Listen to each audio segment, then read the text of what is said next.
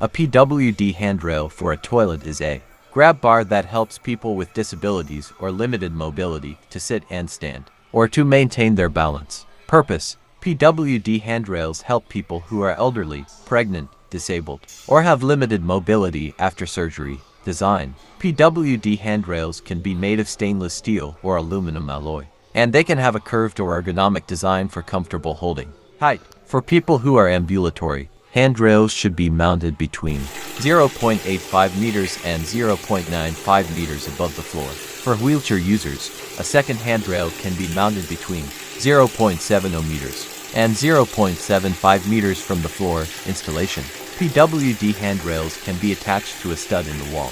If grab bars aren't provided during construction, the wall should be reinforced to support the load. Grab bars can help someone maintain their balance while standing or moving, which is particularly important for those with limited mobility or balance issues. They also assist in the transition from a wheelchair to a toilet or shower seat, providing a secure handhold that facilitates safe and controlled movements.